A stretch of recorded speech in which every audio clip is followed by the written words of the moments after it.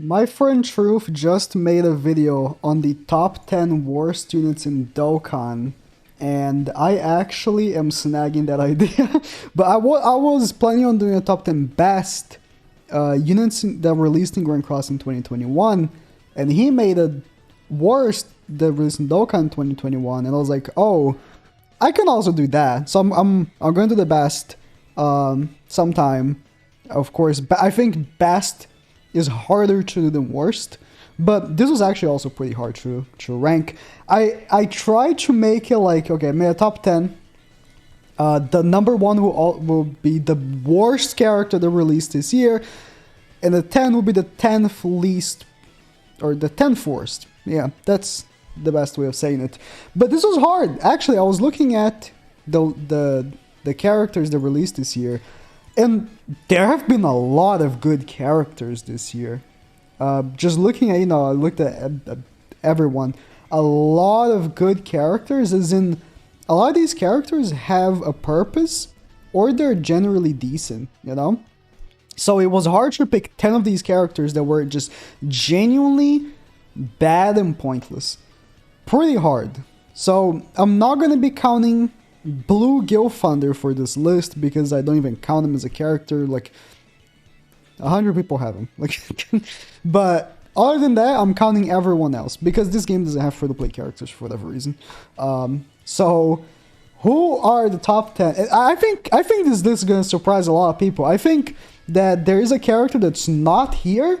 People are going to assume I'm putting here, but they're not. Okay.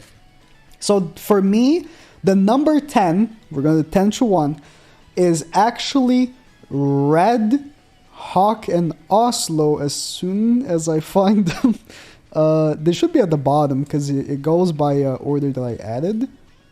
But give me a second. Okay, I found them. They're right here. Number 10 is Hawk and Oslo. I'm counting these, by the way, sort of for when they released, but also like now, how they compare to other characters. I think Hawk and Oslo was a character that was like pretty cool, pretty cool concept, but really not very great. And again, especially in comparison to other characters that have released this year, just not very good. I think is still, for when he released, he was pretty fun in PvP. That's why I'm giving him 10, not anything higher on the list, but he can also be higher. All these characters could be interchangeable for the most part. For the most part, I think number one is pretty, like, number one is the number one worst. Like, legitimately.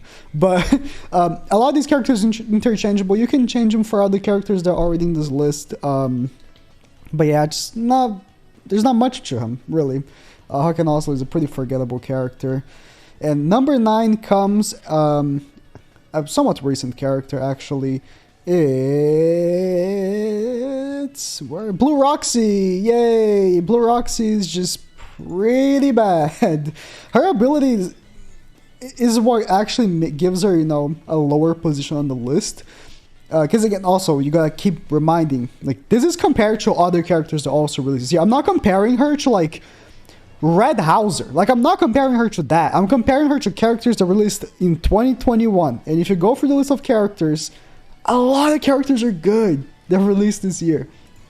So I'm comparing her to Chandler. I'm comparing her to Beatrice. I'm comparing her to Emilia. These characters, So her passive is decent on paper. And honestly, the only reason why I'm putting her 9 is because she's bad, but she has very high CC. So there's a function there, I guess, if you want to flex your CC, because someone cares about that, I guess. But that's it. That's it. Unfortunately, Roxy is my girl. It is what it is. Number 8 is also a somewhat recent one. And it is Green Merlin. She's really bad. She is very, very bad.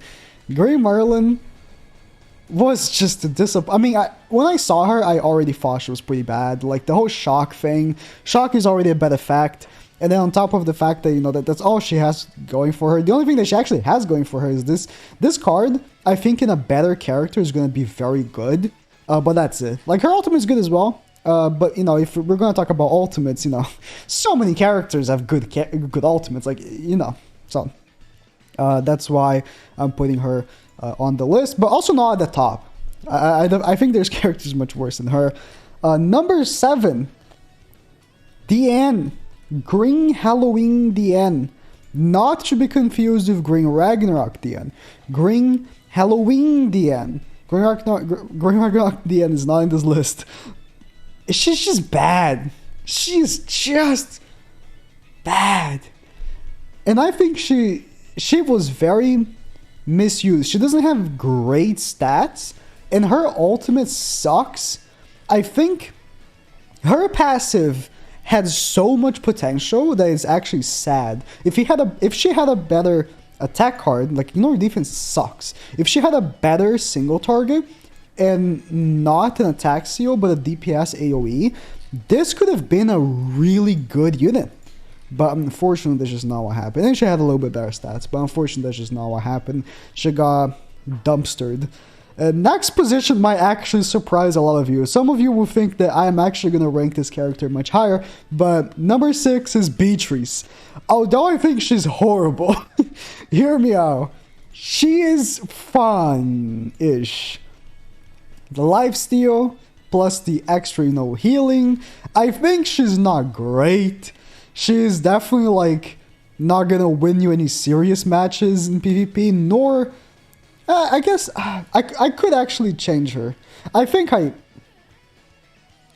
might.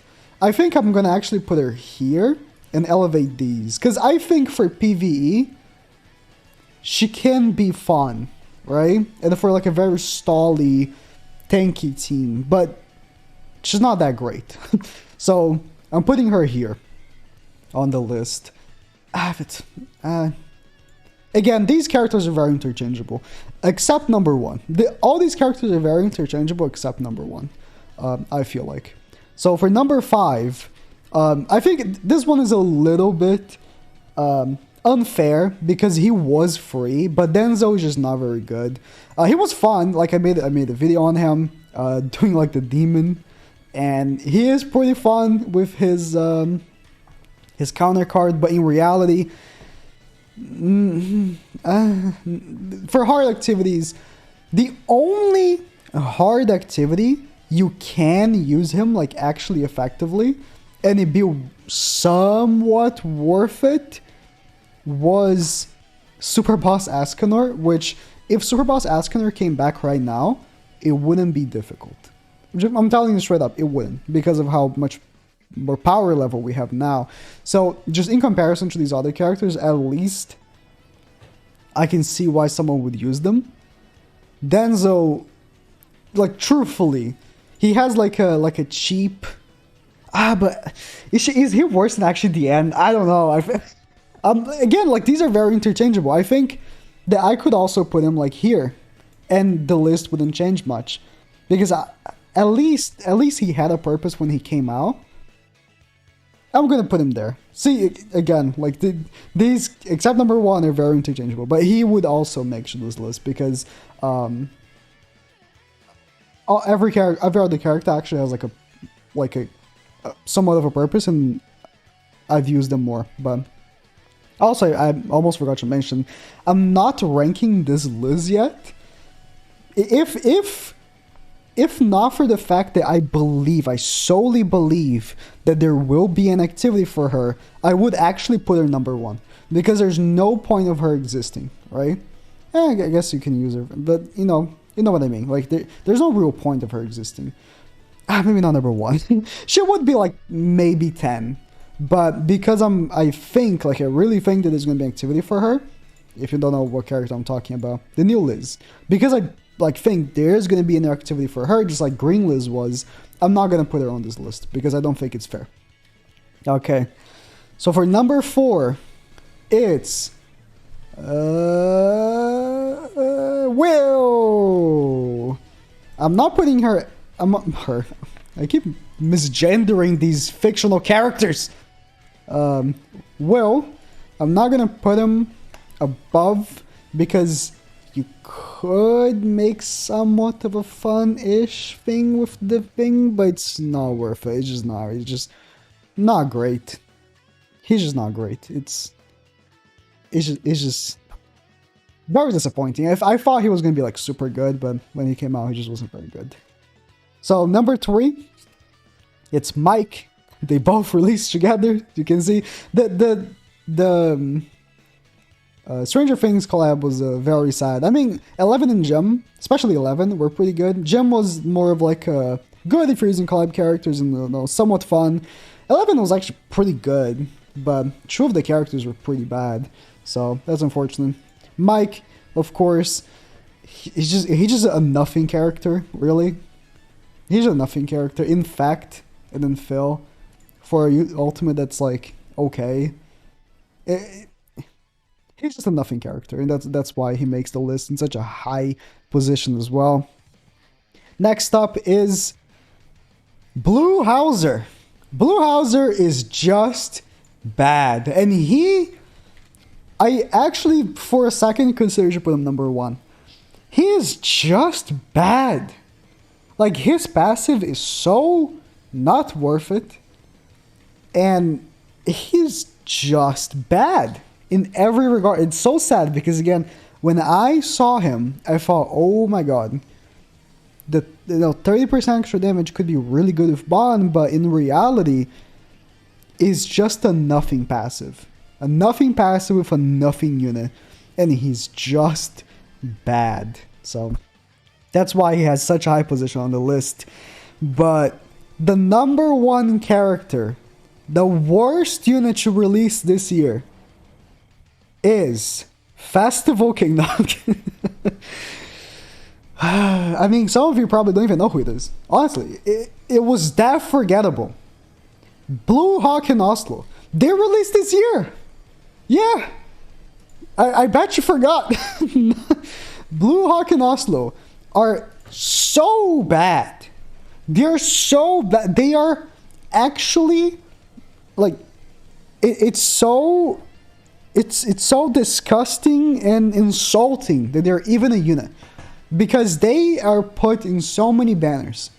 Like, they have been put in so many banners. They came out as a single banner. They were alone in a banner. They thought this unit was so good that it was worthy of being alone in a banner. That's how they thought about him. So, Bleed, which is terrible. Corrosion, which is not good. The Expel ultimate, which you need 6/6 to do 2 turns. The horrible passive. He's just bad. And this is my top 10 wars. And I'm pretty sure some of you thought I'm gonna put Red East on this list because I hate her. But truth be fair, she's really good for Guild Wars. And these characters have no purpose in the game. That's why I'm putting them here. Characters that I particularly don't like, but I acknowledge that they have a purpose in the game, shouldn't be considered top 10 worst. Easton is a character I don't like very much, but she has a purpose in the game. Red Eliok is a character I've not been very much fond of, but she can be pretty decent with a full goddess team. And there's other options here as well. Mona is a character that even after I gave her the Holy Relic, I don't like her very much, but she's pretty decent actually. It's just pretty fun. Nanash is actually good. Like, he's actually good. And look at all these other characters. There are a lot of good characters here. Fonar, also good for Belmoth. A lot of these characters are good. The other character, the only character actually I was considering putting here, that is in here, is actually Jim. Only because, like, looking at everyone else, right now Jim is just not very great. Like, there's no purpose for Jim. On PvP, like, there's no collab team going. You know, there are collab characters that are good. Kyo is good. Rem's good, I think. You know, Emilia is fantastic. But you're not going to make a full collab team where Jim would actually be worth using. So I was actually thinking of putting him here, but these characters are worse than him. So let me know what you think. Let me know what you disagree. Oh, maybe I shouldn't have put Denzel here because he was good that one time for bosses. Maybe you're right, but who else would I replace him with? Jim? Like, genuinely, who else would I replace him with? I don't think anyone else here should be put on the list above anyone that's here. But let me know what you think. And if you disagree with the positions, again, like, very interchangeable. They're very interchangeable, except number 1. I don't want to hear anyone say that anyone's worse than Blue Hawk and Oslo. He's just terrible. Or they're just terrible. So that's my list.